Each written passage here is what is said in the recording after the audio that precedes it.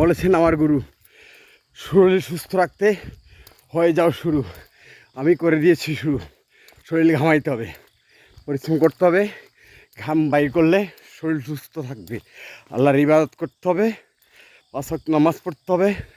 শরীর সুস্থ রাখতে হলে রেগুলার ফিজিক্যাল এক্সারসাইজ করতে হবে।